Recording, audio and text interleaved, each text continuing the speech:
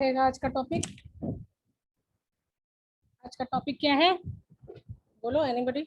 Biology and and medical microbiology. Medical microbiology. Medical microbiology is one of the part of microbiology, as other part or other branches of microbiology. Medical microbiology, you may learn bacteriology, virology, mycology, algology, whatever the organism is concerned with any disease.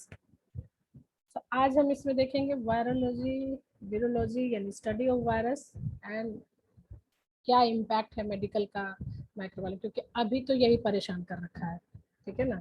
Bacteria पे बहुत advancements हो गया, mycology पे बहुत advancement हो गया, but ये virology ना, ये स्टिल अभी बहुत ज़्यादा इसमें एक्सपेरिमेंट करना बाकी है और इसमें बहुत ज़्यादा कॉम्प्लिकेशंस अभी भी आ रहे हैं। इस टॉपिक में हम देखेंगे कि वायरस क्या है, वायरस का स्ट्रक्चर, उसका क्लासिफिकेशन वगैरह क्या है, and what is medical microbiology और इसका इम्पोर्टेंस क्या है।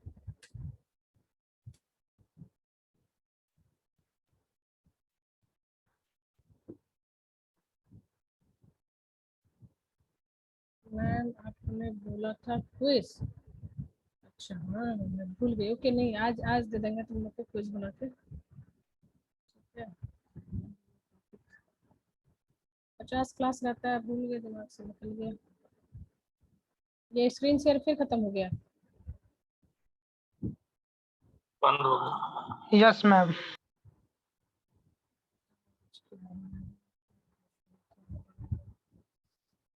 अब दिख रहा है?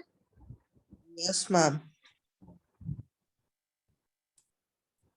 अब इसके बारे में थोड़ा बहुत हिस्ट्री तो तुम लोग पहले वाले स्टडी में भी पढ़े होंगे, लेकिन इसमें तुम ये जो पॉइंट दिया हुआ है इसको याद कर लेना, क्योंकि वायरस में अगर कुछ क्वेश्चन होगा तो इन सब से भी, हिस्ट्री से भी क्वेश्चन पूछा जा सकता है।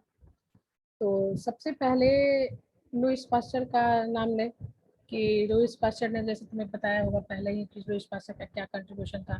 बहुत सारा उनका कंट्रीब्यूशन था, है ना। और एक कंट्रीब्यूशन था कि उन्होंने टर्म वैक्सीन दिया और कुछ डिजीज के उन्होंने वैक्सीन भी डेवलप किए, जिसमें एक था उनका रेबीज वायरस। तो रेबीज के बारे में मतलब एक वैक्सीन उन्होंने कर दिया, इसका इसमें ट्रांसफर करके क्रॉस इनोकुलेशन करके क्रॉस वैक्सीनेशन और क्रॉस प्रोटेक्शन उन्होंने एक कॉन्सेप्ट लाया कि एक ऑर्गेनिज्म का अगर हम मतलब जैसे उससे मिलता जुलता किसी ऑर्गेनिज्म को अगर हम वैक्सीनेट करते हैं किसी हेल्दी पर्सन में, तो उस पर्सन में जो पार्टिकुलर तुमने जो ऑर्गेनिज्म डाला है उसके अलावा और भी 3-4 डिजीज से प्रोटेक्ट हम हो सकते हैं, जिसको कि उन्होंने क्रॉस प्रोटेक्शन नाम दिया। लेकिन और ये रेबीज जो है ना, ये तुम्हें पता होना चाहिए कि ये रेबीज जो होता है वो डॉग बाइट से होता है, और जो डॉग्स होते हैं उनके सलाइवा और उनके उसमें इस तरह का वायरस होता है जो कि डॉग से फिर मैन में ट्रांसफर कर जाता है। तो Louis Pasteur was unable to find a causative agent for rabies and speculated about a pathogen too small to be detected by microscope. उस टाइम इतना माइक्रोस्कोप इतना ज़्यादा पावरफुल नहीं था, छोटा छोटा बेचारे ने सिंपल माइक्रोस्कोप उस टाइम डेवलप हो पाया था, और वो जो बैक्टीरिया है उस तक तो वो देख लेता था कि बच्चों, लेकिन बैक्टीरिया से जो स्मॉलर ऑर्गेनिज्म होता था वो उसको उस टाइम का जो माइक्रोस्कोप है वो नहीं डिटेक्ट कर पाता था। तो इसलिए उन्होंने कोशिश की कि हम इस को देखते हैं, इस ऑर्गेनिज्म को देखते हैं माइक्रोस्कोप के अंदर लगा के, बट वो उसको डिटेक्ट नहीं कर पाए। फिर जब नहीं डिटेक्ट कर पाए तो चार्ल्स चैम्बरलेन थे, उन्होंने एक चैम्बरलेन फिल्टर तैयार किया, और उसको इसलिए चैम्बरलेन फिल्टर कहते हैं क्योंकि साइंटिस्ट का नाम है, और क्योंकि ये इसको हम लोग पास्चर चैम्बरलेन फिल्टर भी कहते हैं।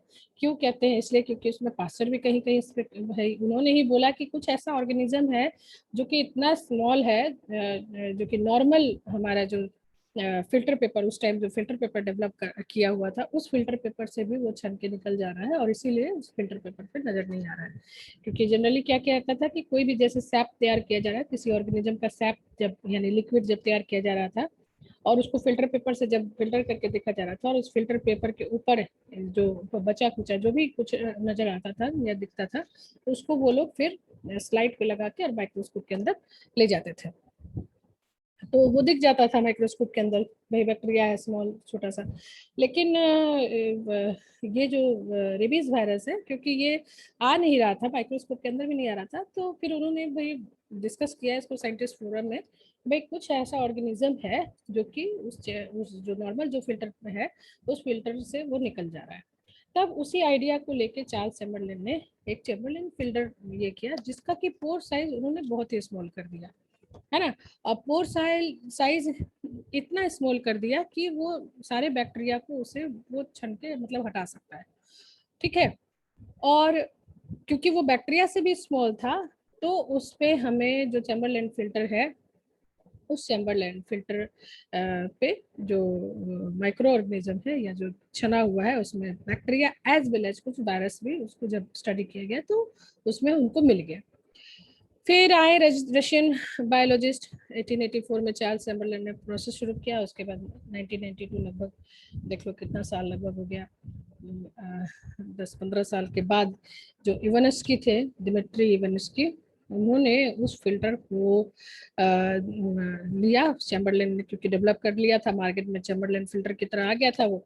तो उस फिल्टर को उन्होंने एक टोबैको मोजाइक वायरस के स्टडी के लिए किया। होता क्या था, तुम लोग गांव में, यहाँ तो टोबैको का पौधा ही देखने को नहीं मिलेगा, गांव में तुम लोगों ने देखा होगा कि जो टोबैको का लीफ है ना, वो मतलब कि पीला हो जाता है और कर्ल हो जाता है, ठीक है।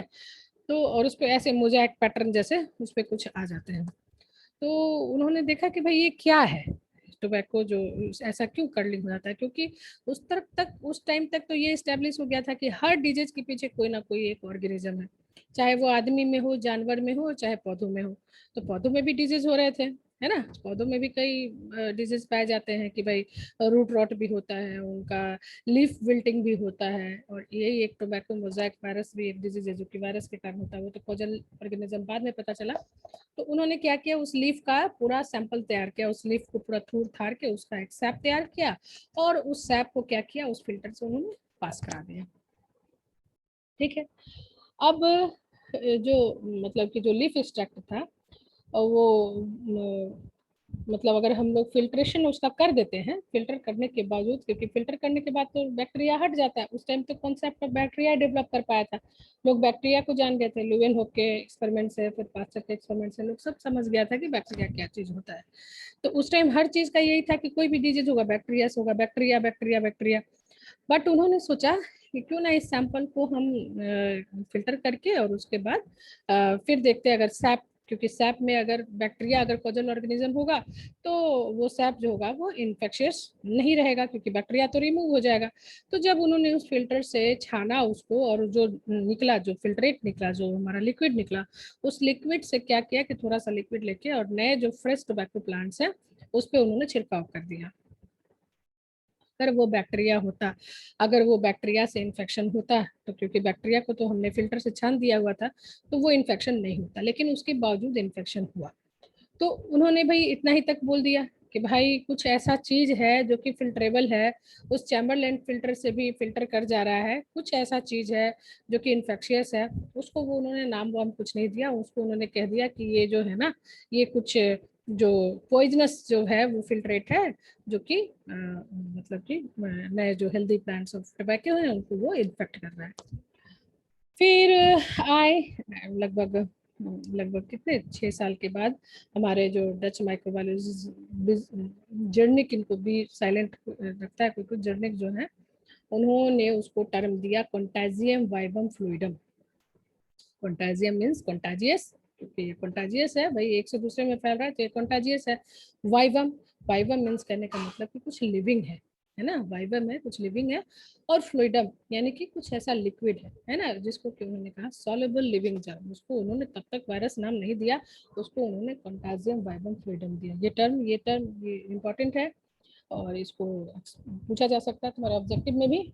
और फिर उसको कहने के बाद पोटेशियम वाइबम फ्लूइड, उन्होंने ही उस टर्म को एक वाइबम से उन्होंने कह दिया वायरस, उसी टर्म को उन्होंने वायरस दे दिया। तो अगर तुमसे पूछा जाए पोटेशियम वाइबम फ्लूइडम किसने दिया था या टर्म वायरस किसने दिया था, तो इट वाज जर्निक, है ना। उसके बाद अब एक बार जब वायरस कहा गया तो भाई काम बहुत बढ़ गया, क्योंकि ये जो वायरल इन्फेक्शन है नॉट ओनली प्लांट्स एनिमल मतलब ह्यूमन बीइंग सबको अफेक्ट कर रहा था। तब जो हमारे फेडरिक लोफर एंड फ्रॉच पॉल फ्रॉन्च थे, उन्होंने मतलब एनिमल में फर्स्ट जो है फर्स्ट एनिमल वायरस को ऑब्जर्व किया, यानी कि उस जो कि जनरली अभी भी तुम कहते हो हिंदी में जिसको कहते हैं कि क्या खुर एंड मुंह पकवा डिजीज होता है ना, ये गांव में बोला जाता है कि खुर एंड, क्या होता है कि उनका जो फूट होता है ना, जो उनका खुर जो होता है उसके बीच में मतलब कि ऐसे गलने जैसा मुंह पे ऐसे डिजीज हो जाता है। तो उस वायरस को उन्होंने एम्थो वायरस नाम दिया, और उसी फिल्टर से करके उन्होंने एक्सपेरिमेंट करके इसी तरह जो डिजीज एनिमल था उस डिजीज एनिमल से उन्होंने क्या किया कि सैंपल लिया, सैंपल का उन्होंने फिल्ट्रेट बनाया, फिल्ट्रेट बनाने के बाद उसको फिर चैम्बरलेन फिल्टर से पास किया। तो फिर अगर क्योंकि उस फिल्ट्रेट से उन्होंने क्या किया कि हेल्दी एनिमल को थोड़ा सा टच करा दिया तो उसको भी इन्फेक्शन हो गया। तो क्योंकि वायरस चैम्बरलेन फिल्टर से फिल्टर हो जाता है तो obviously that was not virus, तो उन्होंने उसको नाम दिया एंथो वायरस। एंड फिर उन्होंने ये इंट्रोड्यूस किया टर्म कि ये जो फूट एंड माउथ डिजीज है ये भी हमारा वायरस से ही फैलता है। फिर तुम्हारे आए स्टैनले, है ना, इसको जो स्टैनले है इनका क्या किया उन्होंने, वायरस, क्योंकि वायरस को तो देखा नहीं जा सकता, वायरस इतना स्मॉल है कि उसको देखा नहीं जा सकता। वायरस के साथ और एक बहुत बड़ी प्रॉब्लम थी कि वायरस क्योंकि जिंदा ही नहीं रहता तो उसके लिए कोई मीडिया नहीं बनाया जा सकता। जैसे बैक्टीरिया है, क्योंकि वो लाइव है, उसका अपना एक एग्जिस्टेंस है, उसकी अपनी एक पहचान है बैक्टीरिया की, वो दूसरे पे डिपेंडेंट रहता भी है नहीं भी रहता है, वो हर तरह का अपना उसका कैरेक्टर है। तो हम लोग बैक्टीरिया को जो सैप्रोफिटिक बैक्टीरिया है, यानी कि जो डेड एंड डिकेइंग ऑर्गेनिज्म पे जो जन्म लेते हो उन बैक्टीरिया को हम लोग कल्चर करने में सफल रहे। क्योंकि तुम्हें पता होना चाहिए कि अगर कोई पैरासाइट है, यानी कहने का मतलब कि अगर कोई लिविंग ऑर्गेनिज्म पे ही हमेशा डिपेंडेंट रहता है तो उसके लिए हमें एक लाइव सेल, एक लाइव होस्ट चाहिए अगर हमें उसकी स्टडी फर्दर करनी होती है। तो वायरस क्योंकि मरा हुआ है, डेड है ना, वो तो एकदम ऑब्लिगेट पैरासाइट है, वो सिर्फ जिंदा चीजों पे ही रहेगा। तो वायरस के लिए किसी तरह का कोई मीडिया नहीं बन पाया था। तब उन्होंने कहा कि भाई तब वायरस को देखेंगे कैसे, जब तक हम उसको कल्चर नहीं करेंगे। जैसे बैक्टीरिया को ही हम कहेंगे कि कैसे देखोगे, तो बैक्टीरिया को देखने के लिए तुम्हारा हवा में तैरता हुआ बैक्टीरिया ऐसे थोड़ी तुम्हारे आंख में चश्मा भी लगाओगे तो नहीं दिखेगा, है ना। तो उसको क्या करना पड़ता है, हवा में रहे चाहे पानी में रहे चाहे जमीन पे रहे, कहीं का तुम्हें एक सैंपल लेना पड़ता है, उस सैंपल का एक कल्चर तैयार करना पड़ता है, और उस कल्चर मीडिया पे फिर उस पानी को और उसको जो भी तुमने सैंपल तैयार किया है, एयर से चाहे वाटर से, कहीं से जिसने तुमने जहाँ से तुमने लिया हुआ, उसका एक प्रोसेस होता है, उस प्रोसेस के थ्रू फिर उसकी कल्चर की जाती है, उसकी प्लेटिंग की जाती है। तब जो ऑर्गेनिज्म तुम्हारा 24 और 48 घंटे के अंदर जो ऑर्गेनिज्म डेवलप करता है उस पेट्री प्लेट्स में, उस मीडिया पे, तब तुम उसको स्टडी कर पाते हो। लेकिन अब जब किसी ऑर्गेनिज्म को तुम कल्चर ही नहीं कर पाओगे तो तुम कैसे उसके बारे में जानोगे। तब स्टेनले ने एक बहुत ही इंपॉर्टेंट प्रोसेस तैयार किया जिसको कि हम लोग क्रिस्टलाइजेशन कहते हैं। उसको क्रिस्टल के रूप में, वायरस को उन्होंने क्रिस्टल के रूप में, जैसे चीनी का क्रिस्टल होता है ना, उस क्रिस्टल की तरह स्टेनले ने उसको बना दिया इन 1935 में। और उस क्रिस्टलेशन से उन्होंने ये बताया कि जो वायरस है ना वो दो चीजों का बना होता है, प्रोटीन एंड राइबोन्यूक्लिक एसिड और आरएनए। उस टाइम क्योंकि बस उन्होंने बता दिया कि ये प्रोटीन है और आरएनए से बना हुआ होता है, ठीक है। और बाद में फिर फर्दर स्टडी किया गया तो ये पाया गया कि नॉट ओनली आरएनए, कुछ जो वायरस होते हैं उसमें डीएनए भी जेनेटिक मटेरियल होता है। और वायरस इतना मतलब क्या बोले, इतना खतरनाक है कि उसमें दोनों तरह का जेनेटिक मटेरियल होता है, डीएनए भी किसी में पाया जाता है, किसी में आरएनए भी पाया जाता है, और तो और किसी में सिंगल स्टैंडर्ड भी पाया जाता है, किसी में डबल स्टैंडर्ड भी पाया जाता है। जबकि जो नॉर्मल ह्यूमन बीइंग होते हैं उसमें एक ही तुम्हारा जेनेटिक मटेरियल या तो डीएनए होगा, बस आरएनए तो होता ही नहीं है। और प्लांट्स में भी डीएनए जेनेटिक मटेरियल होता है और वो भी डबल स्टैंडर्ड जेनेटिक मटेरियल होता है। इवन जो बैक्टीरिया है उसमें भी तुम्हारा डीएनए जेनेटिक मटेरियल होता है। प्रोटोजोआ, फंजाई, सब में डीएनए जो है, एक वर्ल्ड एस्टेब्लिश था कि डीएनए जो होता है एक जेनेटिक मटेरियल होता है। But in this virus are exception, क्योंकि इसमें आरएनए भी एज ए जेनेटिक मटेरियल होता है।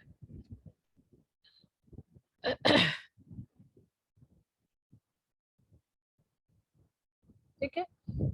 फिर जो बैक्टीरियल वायरस है, वायरस कई तरह का होता है, कुछ जो होते हैं वो प्लांट्स पे होते हैं, कुछ जो होते हैं एनिमल्स पे होते हैं, है ना। तो और कुछ जो होते हैं वो बैक्टीरिया पे होते हैं। तो जो बैक्टीरियल वायरस है, बैक्टीरिया पे जो वायरस पाए जाते हैं उसको टॉट एंड हर्ले ने दिया, और फ्रेडरिक टॉट एंड हर्ले ने दिया। ये अलग अलग इन्होंने 1915 एंड 1917 में उसको डिस्क्राइब किया। और जो बैक्टीरिया पे वायरस एक्ट करता है, वैसा वायरस जो कि बैक्टीरिया पे एक्ट करता है, उसको हम बैक्टीरियोफाज कहते हैं, है ना। क्योंकि और मतलब बैक्टीरियोफाज इसलिए कहते हैं कि बैक्टीरियोफाज यानी फाज मीन्स होता है कि खाना, टू ईट। सो जो बैक्टीरिया को ईट कर दे, है ना, उसको बैक्टीरियोफाज कहा जाता है। और क्यों? क्योंकि they have ability to lyse bacteria on the surface of agar plate. ठीक है, तो इसलिए उसको उन्होंने बैक्टीरियोफाज कहा, क्योंकि अगार प्लेट पे उन्होंने क्या देखा कि बैक्टीरिया को उन्होंने सीड किया, बैक्टीरिया को ग्रो कराया, तो बैक्टीरिया का जो कॉलोनी है वो नजर आ गया, है ना। अब उन्होंने क्या किया कि उस पर कुछ वायरस का जो लिक्विड उन्होंने तैयार किया था वो थोड़ा सा उस पर ऐसे ऐसे स्प्रे कर दिया। स्प्रे करने के बाद क्या हुआ कि जो हमारा जो बैक्टीरिया का जो लिक्विड जैसा जो ट्रांसपेरेंट कॉलोनी नजर आ रहा था, वो कॉलोनी जो है वो गायब हो गया। मतलब वहां पे बिल्कुल खाली सा एरिया आ गया। तो खाली सा एरिया आ गया तो मतलब उनको लगा कि भाई ये जो मतलब कि वायरस है, ये जो बैक्टीरिया वायरस है वो बैक्टीरिया को भी खा सकता है। जैसे देखो कैसे इसको ऑब्जर्व करेंगे।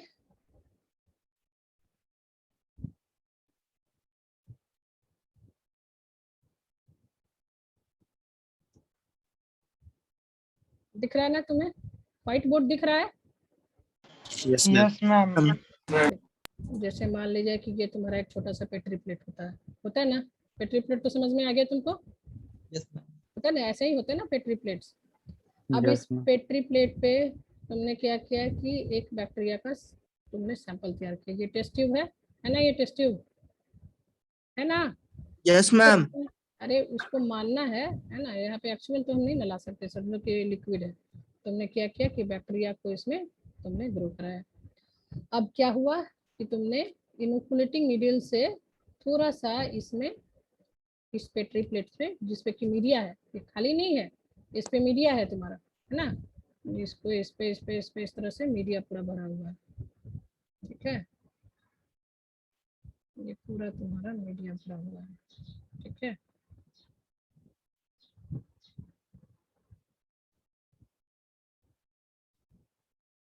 ये दिखाने के लिए बता दिए कि ये मीडिया इस तरह से है। इसको अभी करेंगे तो गड़बड़ा जाएगा। ठीक है ना। फिर क्या किया गया,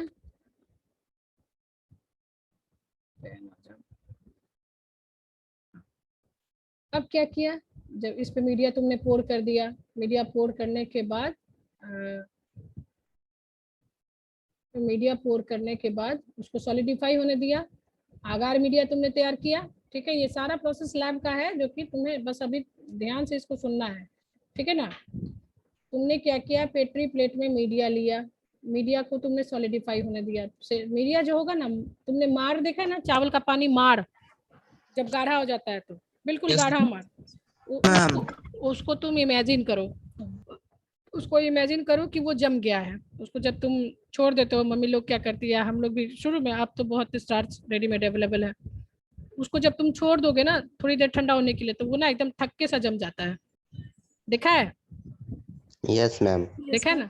जस्ट Yes, लाइक ma'am. हाँ, जस्ट लाइक वैसे ही तुम्हारा मतलब कि उसी टाइप के कलर का तुमको मीडिया जो होगा वो इस पेट्री प्लेट पे जम जाएगा।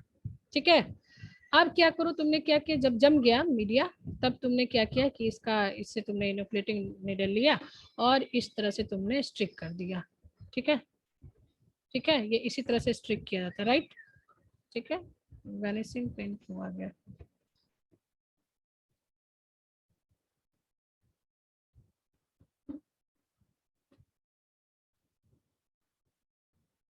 मैम मीडिया क्यों डालते हैं उस पे? मीडिया नहीं डालोगे तो तुम देखोगे कैसे? अरे अब हम किसी को नहीं इंटर करने वाले हैं, आधा घंटा आ गया, बताओ तुम लोग मीडिया नहीं डालोगे तो कुछ भी नहीं दिखेगा। ठीक है, किसी चीज को ग्रो करने के लिए तुमको मीडिया का तो जरूरत होता है ना। कैसे देखोगे? तुम्हारा सीधा पेट्री प्लेट पे थोड़ी जन्म लेगा। किसी भी चीज को ग्रो करने के लिए तुमको खाना पीना देना पड़ेगा। तुम जिंदा रहते हो खाना पीना के बगैर, कि तुमको चाहिए होता है खाना पीना? बताओ। बोलो। चाहिए होता है मैम। तो खाना पीना चाहिए होता है तभी ना तुम जिंदा रहते हो। तो माइक्रो ऑर्गेनिज्म भी तो उसका सब मेटाबॉलिज्म होता है ना, वो खाना पीना सब खाता है। मैम देखने के लिए सिर्फ हम बोले थे कि बिना उसके देख नहीं सकते हैं। कैसे देखोगे बताओ, कैसे देखोगे माइक्रो ऑर्गेनिज्म को? बताओ, तुम ही बताओ हमको कैसे देखोगे। मैम जैसे होता है ना कोई सैंपल होता है उस पे ऐसे देखते हैं वैसे। सैंपल पे कैसे देखोगे बताओ? तुमको किसी तरह का कोई डिजीज होता है, सपोज करो कि कोई घाव ही होता है, ठीक है, तो घाव किसी वजह से हो सकता है, या कटचट से हो सकता है, कुछ हो सकता है, कुछ माइक्रोबियल वजह भी है, तो तुमको घाव के अंदर माइक्रो ऑर्गेनिज्म नजर आता है? No ma'am. तो फिर और क्या उपाय है देखने का बताओ? है एक उपाय जिसको कि हम बता चुके हैं, कोशिश करो जानने का, सोचो कैसे देखेंगे। अगर हम, मेरे पास मीडिया नहीं है, तो तुम्हारा दूसरा वे क्या है माइक्रो ऑर्गेनिज्म को देखने का? कोई भी इसका आंसर दो।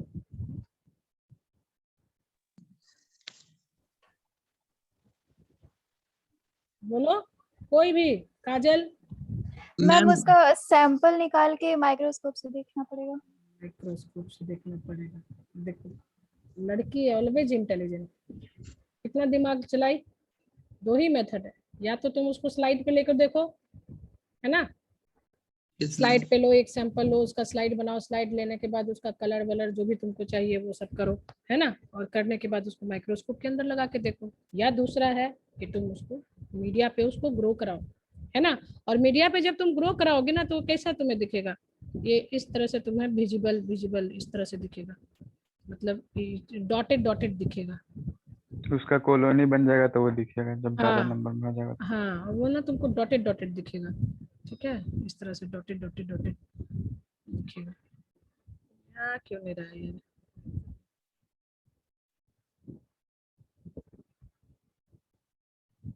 नहीं मतलब ये कंट्रोल भी इसको बदलो। चलो फिर इसको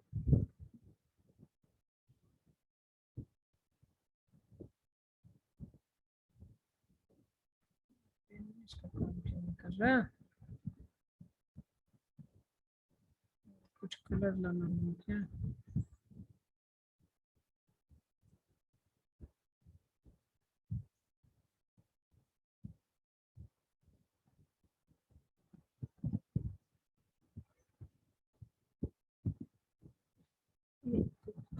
समय वाइट बोर्ड लगाते हैं। मैम एग्जिट करके फिर से करिए एक बार।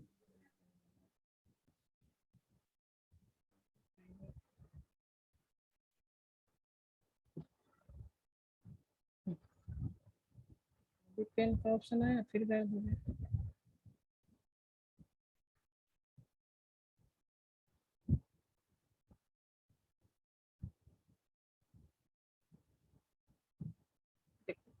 इस तरह से तुमको ना कॉलेज में दिखेगा, ये वैनिशिंग आ जा रहा है इसको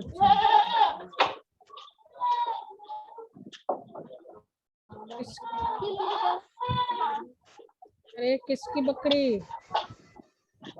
ये इस तरह से ना तुमको मतलब कि राउंड राउंड कॉलोनी जैसा नजर आएगा, ठीक है, ये इस तरह से एकदम छोटा छोटा, ठीक है। एक किसका किसका है उसको म्यूट करो भाई, किसका आवाज आ रहा है? इस तरह से ना तुमको कॉलोनी दिख जाएगा, है ना।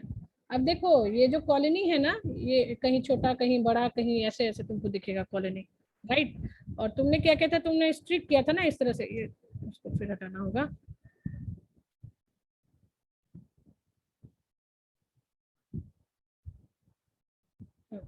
इस तरह से तुमको कॉलोनी नजर आ जाएगा, ठीक है ना, ये जैसे राउंड राउंड देख रहे हो, राइट। अब ये तुमको कॉलोनी नजर आएगा, कॉलोनी कहने का मतलब कि ग्रुप ऑफ सेल नजर आएगा। इसमें ऐसा नहीं कि तुमको एक नजर आएगा, इसमें मतलब एक कॉलोनी के अंदर, इसके अंदर बहुत सारे माइक्रो ऑर्गेनिज्म है। फिर अल्टीमेटली तुमको क्या करना पड़ता है, अल्टीमेटली फिर तुमको इसका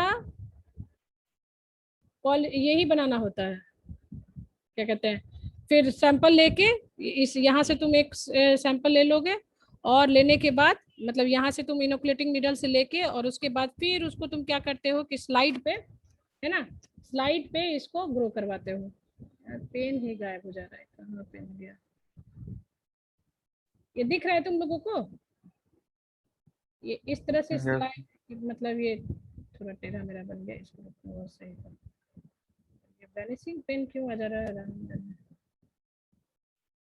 ये जो स्लाइड है ना तुम्हारा, इस स्लाइड पे तुम क्या करते हो? अरे यार ये पेन वैनिशिंग क्यों आ जा रहा है?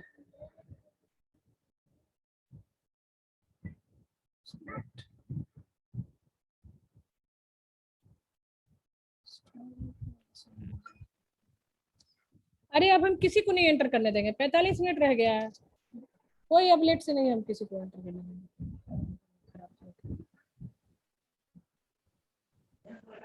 ये इस तरह से स्लाइड पे तुम्हें, ये पता नहीं है पेन का ऑप्शन, ये तुम्हारा जैसे स्लाइड है ना, बहुत गंदा स्लाइड बन गया।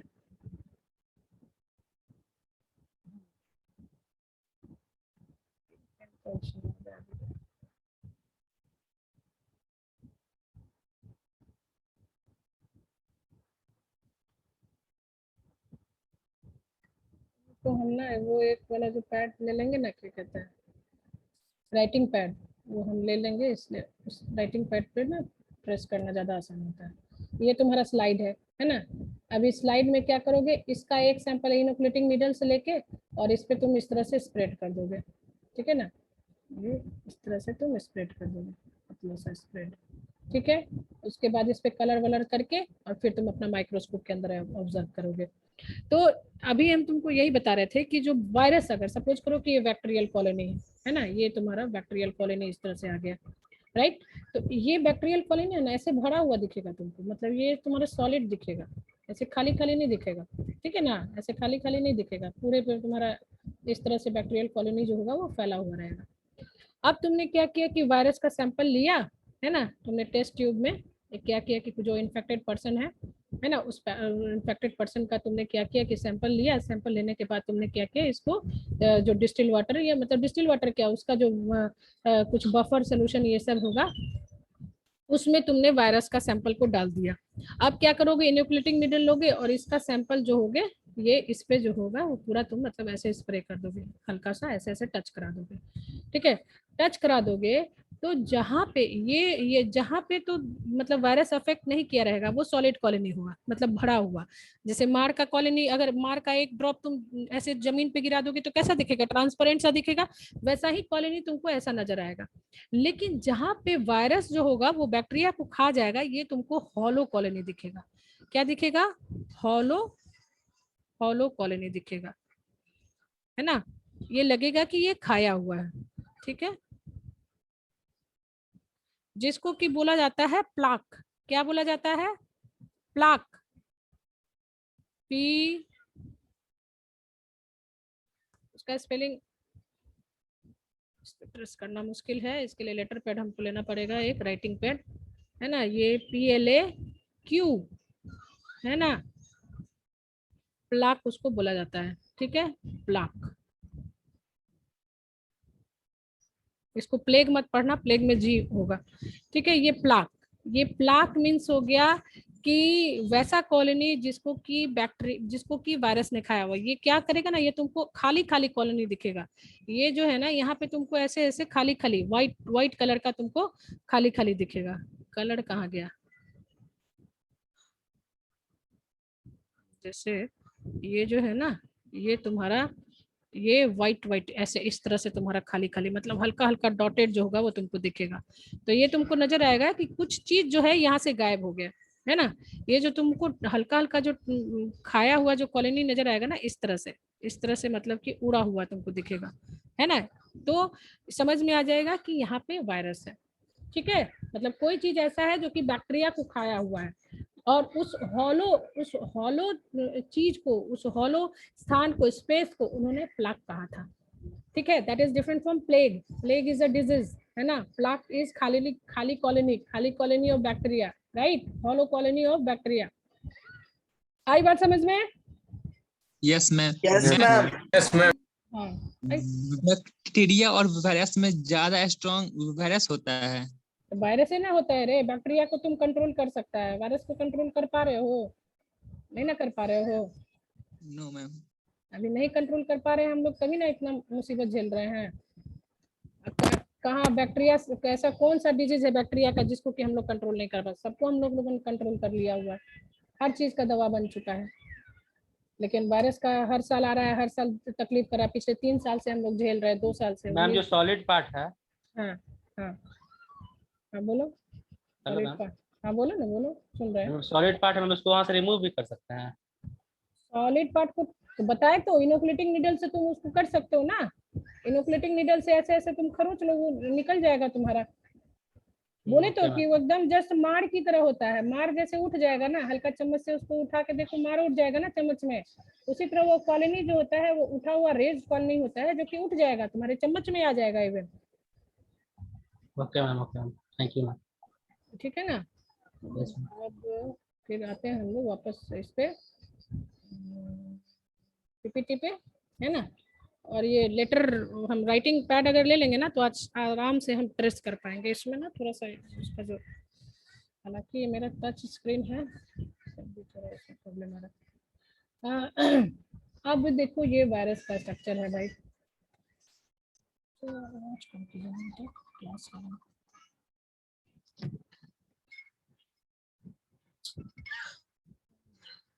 जाइए ना। ये है तुम्हारा डिफरेंट वायरस, और ये तो कुछ ही वायरस है ना। वायरस इतना अपना रंग चेंज करता रहता है, रूप चेंज करता रहता है ना कि मत पूछो। कभी कुछ लगाता है, कभी कुछ लगाता है, कभी ये इतना डेडली है। ये तो तुम लाइव देख रहे हैं, वी आर ऑब्जर्विंग लाइव, है ना। हम लोग लाइव वायरस को ऑब्जर्व कर रहे हैं, डे टू डे उसकी कहानी पढ़ पढ़ के फ्रस्ट्रेटेड हो रहे हैं, डे टू डे उसके फॉर्म से हम लोग फ्रस्ट्रेटेड हो रहे हैं। तो वायरस जो होता है ना बेसिकली, लेकिन उसके पास ये सोच लो कि कितना, जिस यही कहा जाता है देखन में छोटन लगे काम करे गंभीर है। उसके पास 2 ही चीज, कुछ नहीं है उसके पास। क्या है उसके पास? सिर्फ एक डीएनए और एक प्रोटीन। उसका पूरा बॉडी जो है डीएनए प्रोटीन, कोई शुगर टुगर कुछ भी नहीं। यही 2 चीज, लेकिन यही 2 चीज इसको बोलते हैं ना धांसू चीज, धाकर चीज।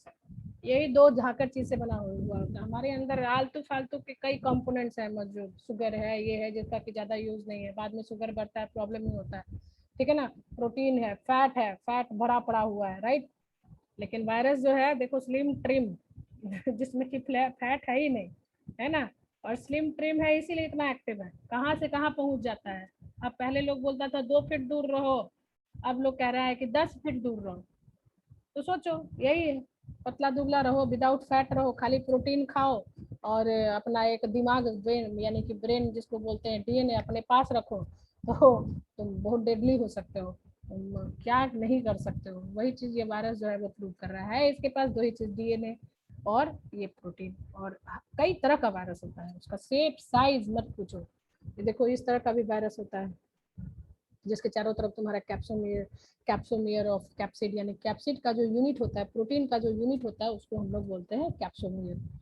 देखो अब कुछ जो है सिलेंडर वाले स्टाइल में भी है, कुछ जो है वो देखो हेक्सागोनल सिमेट्री में भी है। बात एक ही है, डीएनए है और बाहर जो होगा वो तुम्हारा प्रोटीन होगा। आरएनए है, बाहर जो है वो प्रोटीन है।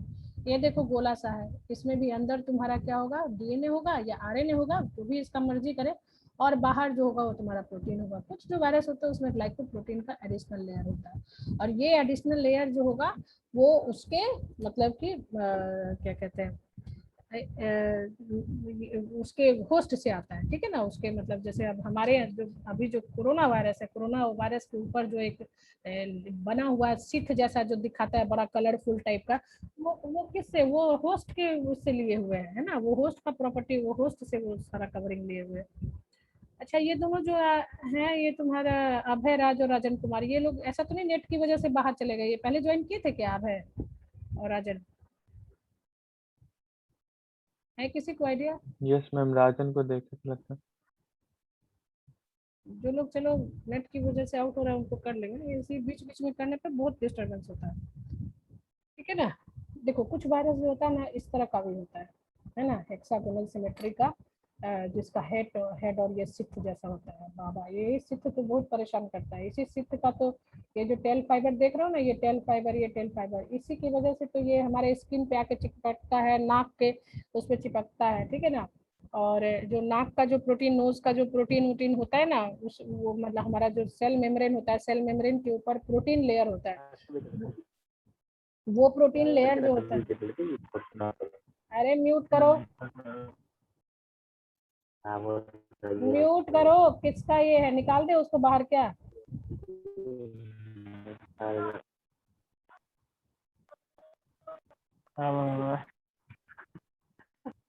इसका अनम्यूट है। अभय राज, निकाल दे अभय को बाहर।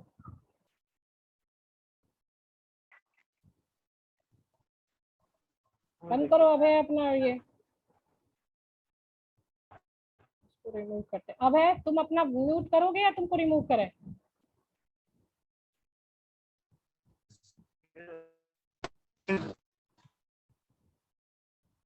हेलो, हटाओ यार। मैम अभय नहीं है। उसी का तुम देख रहे हो माइक कौन था। राजन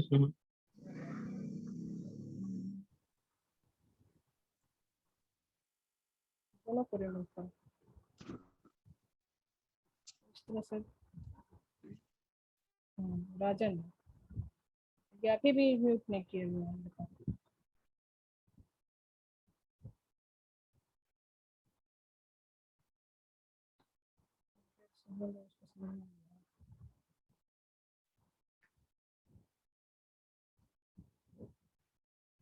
चलो अब ये सारा डिस्टर्ब हो जा रहा है, क्लास मेरा डिस्टर्ब हो जा रहा है, क्लास का मेरा नहीं हो जा रहा। दिख रहा है तुम लोग को slide? No ma'am. No ma'am. कैसे दिखेगा, स्टॉप हो गया स्लाइड।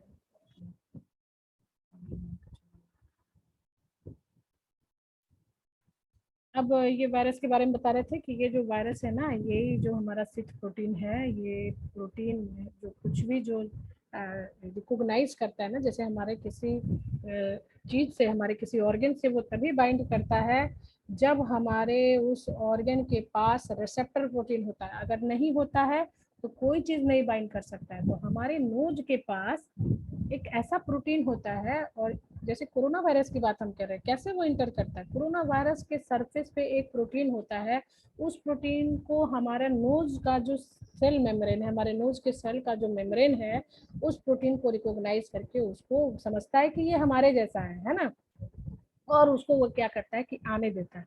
जब वायरस को आने देता है, वायरस को एंट्री मिल जाता है। ह्यूमन बीइंग क्या है बेचारा, सीधा साधा, वो उसको कह देता है भाई ठीक है आ जाओ, कोई प्रॉब्लम नहीं है। आके तो फिर क्या ही धमाल मचाता है वो, राइट। तो ये जो सारा तुम्हारा दिखा रहा है टेल फाइबर, ये वायरस का अटैचमेंट है। इसी की वजह से चाहे तुम उसको पानी से धो चाहे खुद से धो, बाद में वो जल्दी जाता नहीं है, क्योंकि वो अच्छी तरह से उसको पकड़ के रख लेता है जो जहाँ भी ये लैंड करता है। अब देखो ये एक्चुअल वायरस है जिसको कि इलेक्ट्रॉन माइक्रोस्कोप के अंदर देखा गया। जो टोबैको मोज़ेक वायरस है ना, जिसका अभी हम जस्ट जिक्र कर रहे थे, ये टोबैको मोज़ेक वायरस ना इसी तरह दिखता है। ये जो सिलिंड्रिकल वायरस देख रहे हो ना, इस तरह से दिखता है। ये जो है एडेनो वायरस, ये एडेनो वायरस जो है ना, ये तुम्हारे ह्यूमन बीइंग में पाया जाता है, जो कई तरह का डिजीज करता है। वो ना इस तरह से, उसको इलेक्ट्रॉन माइक्रोस्कोप के अंदर देखोगे ना तो ये इस तरह से नजर आएगा। ये जो है वो तुम्हारा इन्फ्लुएंजा का वायरस है। जो हम लोग इन्फ्लुएंजा के शिकार होते हैं ना, हमेशा तो हर साल इन्फ्लुएंजा के शिकार होते हैं, फ्लू सबको होता है ना। तो ये वायरस ना इस तरह से दिखता है। और ये हमारा बैक्टीरियोफाज है, बैक्टीरियोफाज जो कि बैक्टीरिया पे एक्ट करता है, जो कि बैक्टीरिया को मारता है, ठीक है। और कोरोना वायरस भी कुछ इसी तरह का होता है, जानते हो ना, इसी तरह का ना गोला गोला होता है। ये जो है ना, ये बाहर जो दिख रहा है, यही ना उसका आउटर मेम्ब्रेन होता है, जो कि एकदम चकते चकते सा एकदम कलरफुल सा दिखाता है। इसमें ये जस्ट लाइक इन्फ्लुएंजा वायरस से ही मिलता जुलता कोरोना वायरस है, समझे। जस्ट इमेजिन करो कि यही है, एक्चुअली ऐसा दिखता है, जिसको कि लोग मतलब कि एक बना के उसको एक सुंदर सा उसका स्केच करके और उसको रिलीज करते हैं, बट एक्चुअली ये इलेक्ट्रॉन माइक्रोस्कोप के अंदर तुमको ऐसे ही दिखेगा, ठीक है ना। जितना वो ड्रामेटिकल करके दिखाता है ना, वैसे नहीं दिखता है, वो एकदम ऐसे ही दिखता है, ठीक है ना। वायरस के स्ट्रक्चर पे ही लगता है खत्म करना पड़ेगा। मैम ये सारे वायरस जो होते हैं हमको नुकसान ही पहुंचाते हैं क्या? तो कोई ऐसा फायदा वाला वायरस का नाम बताओ जो कोई फायदा करता हो।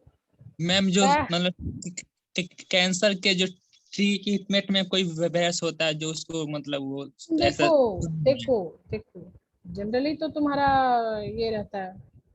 अच्छा, ये विशाल कुमार ज्वाइन किया था क्या क्लास? बोलो नहीं ना, इसको एडमिट कर लेते, ये बाहर से रिक्वेस्ट दे रहा है आने का। छोड़ो, अब टाइम भी कम है। देखो जनरली जो वायरस है ना, किसी काम का नहीं है हमारा, ठीक है ना।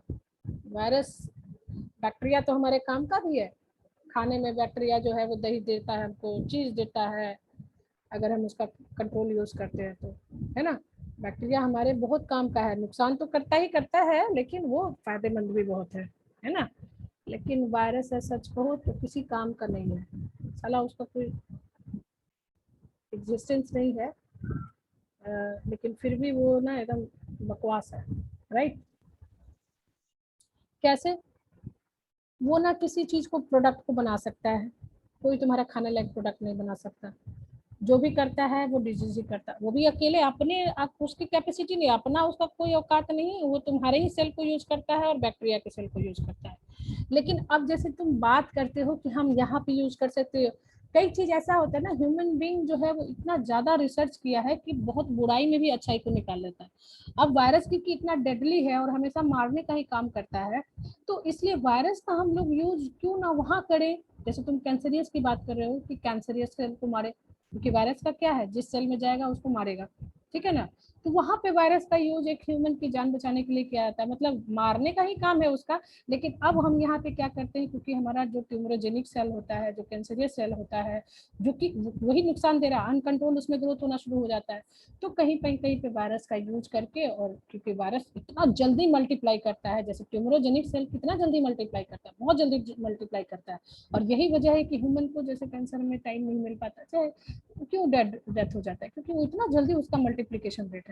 तो उतना ज्यादा मल्टीप्लिकेशन रेट तो और किसी का नहीं है, तो वायरस का है। वायरस बहुत जल्दी मल्टीप्लाई करता है, तो इसीलिए वायरस को एडमिनिस्टर करके हम चाहे तो मतलब ऐसा कुछ दवा तैयार करें, चाहे कुछ ऐसा करें जिसमें कि वायरस को अगर ये तो वो ट्यूमरोजेनिक सेल को किल करने की कैपेसिटी रखता है। ये एक्सपेरिमेंट का बात है, ये हमने अभी तक कोई ऐसे न्यूज में देखा नहीं कि कुछ वायरस को यूज करके उसको, अभी तक रेडियोथेरेपी ही चल रहा है, केमोथेरेपी चल रहा है, रेडियोथेरेपी, यही प्रोसेस चल रहा है।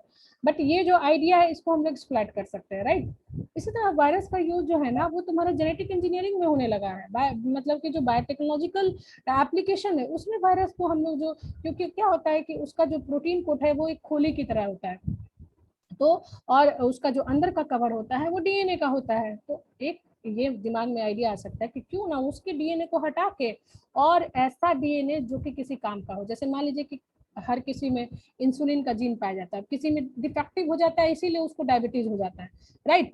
तो क्यों ना जो अच्छा पर्सन है जिसको कि कोई डायबिटीज की शिकायत नहीं है, उस पर्सन से हम लोग उसका डीएनए आइसोलेट करें, जो इंसुलिन जीन का जो डीएनए होता है, या छोड़ दो ह्यूमन बीइंग को, छोड़ दो माइस, जितना भी मैमेलियन है उसमें हमारा इंसुलिन जीन पाया जाता है, तो माइस से जनरली एक्सपेरिमेंटल मटेरियल माइस ही होता है, वहां से उसका डीएनए लिया जाता है और वायरस का जो है ना कैप्सिड, जो प्रोटीन कोड, उसमें उसको डाल दिया जाता है। तो क्या होता है, वायरस तुरंत मल्टीप्लाई करता है। तो तुमने देखो इतना छोटा सा एक जीन तुमने लिया, एक छोटा सा जीन, और जानते हो कि जीन निकालने का काम बहुत टीडियस है, एक बार निकाले, जरूरी नहीं, कोई खेल नहीं है कि निकाले चट से तुम्हारा डीएनए निकल गया। डीएनए निकालने का प्रोसेस बहुत हेक्टिक है, बहुत लंबा चौड़ा होता है, ठीक है ना। तो और तुम जानवर को बार बार परेशान नहीं कर सकते, उसका इंजेक्शन तुम बार बार नहीं ले सकते, बेचारे जानवर को भी जीने का हक है। अभी जो पेटा टेटा ये जो बना हुआ है जो जानवरों के प्रोटेक्शन के लिए, ये बहुत मतलब स्ट्रिक्ट है, तुम किसी जानवर को ऐसे परेशान नहीं कर सकते हो। तो बार बार ह्यूमन को लो, बार बार माइस को लो या रैबिट को लो, ये इथिकल नहीं है। तो इसलिए क्या किया जाता है कि चलो एक बार एक्सपेरिमेंट के लिए उसे निकाल लिया सैंपल, अब उसको मल्टीप्लाई करना है, ठीक है ना। तो ये चीज क्या किया, वायरस को हम लोग एक्सप्लॉइट कर सकते हैं, ठीक है ना। वायरस में अगर डाल दे उसका डीएनए तो ये जल्दी जल्दी जल्दी जल्दी मल्टीप्लाई करके, और उसका इन्फेक्शन अगर हम बैक्टीरिया में करा दें, है ना, बैक्टीरिया को भी यूज करें, बैक्टीरिया जो बैक्टीरियोफाज है खासकर, उसको अगर हम इन्फेक्ट करा दे बैक्टीरिया पे, तो वो जो जीन जहां माइस से लेके वो जो जीन तुमने उसके प्रोटीन कैप में डाला हुआ है, कैप्सिड में डाला हुआ है, उस जीन को बैक्टीरिया जो होगा, क्योंकि बैक्टीरिया आधे घंटे में मल्टीप्लाई करता है, जितना तुम्हारा नंबर करोड़ों मिलियंस अगर बैक्टीरिया है तो तुम्हारा आधे घंटे में समझो कि उसका जस्ट डबल हो जाएगा।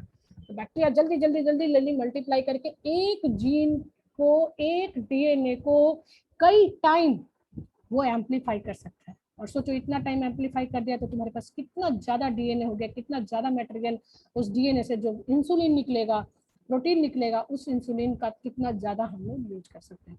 ये सारी चीजें बायोटेक्नोलॉजी में होती हैं, हो रही हैं, है ना। और बायोटेक्नोलॉजिकल एप्लीकेशन को यूज किया जाए। तुम्हारा आरटीपीसीआर ये सारा बायोटेक्नोलॉजिकल टूल है, जो तुम्हारा वायरस का निकाला जा रहा है, टेस्टिंग निकाला जा रहा है, या उसका वैक्सीन बना, this all comes under biotechnology, है ना।